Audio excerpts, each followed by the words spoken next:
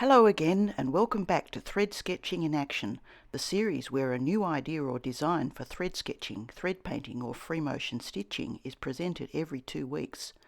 I'm Deborah Wirsu of deborahwirsu.com and I'm so pleased you've joined us today.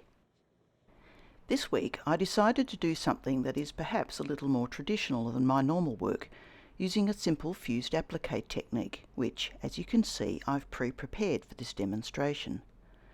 After fusing my applique design to the background fabric, I stitched around all the edges using free motion satin stitch, which can be clearly seen here and on the back of the piece.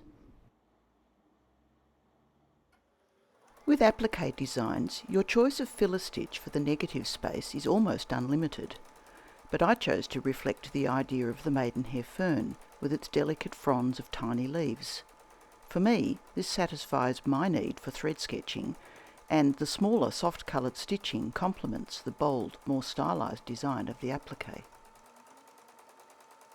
Beginning at the edge of a leaf or the junction of 2 stems, trailing fronds of leaves were gradually worked across the empty spaces.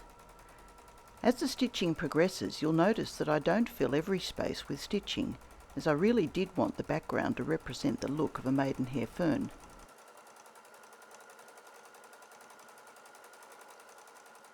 When stitching in this way, it's not difficult, with a bit of practice, to maintain a continuous line of stitching by backtracking along lines already worked, in order to progress to the next area you want to fill.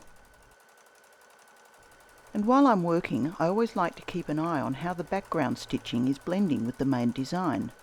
Generally, you want to try to keep a harmonious balance of direction and density in a piece such as this.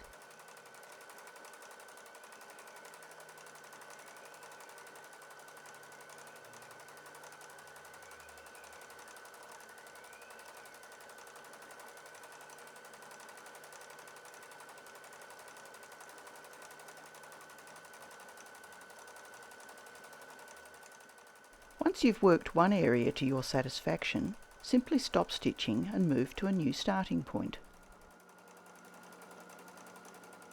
But what if you didn't want to work the background like this? What other options do you have? Everyone's taste in design is different, and isn't that a good thing, or the world would be a very boring place? And also, the intended end purpose for your work needs to be considered. If you were working a similar design on, say, a bed quilt, you may prefer something much more traditional. It actually took me quite a while to decide how to fill the empty space on this, as there were so many choices, and my initial thought was actually to go more traditional. For a simple filler that would still complement the applique, you could use, for instance, small or medium meander stitch, stippling, pebble stitch, echo quilting, straight lines, either horizontal, vertical or diagonal, cross-hatching, or small leaf or heart designs. There really are dozens, if not hundreds, of more complex designs as well. It's worth experimenting for a while first on paper to see what appeals to you. If you're interested in learning simple thread sketching like this, or perhaps some more challenging concepts, why not take a class with me? Visit learn.deborahwirsu.com to find out more and sign up. Or sign up for your free ebook, 10 Top Tips for Successful Creative Thread Sketching, and to stay in touch with all my studio news, tips, techniques and classes at deborahwirsu.com/mailing list. Thanks so much for watching. I look forward, as always, to your company again next time. Bye for now.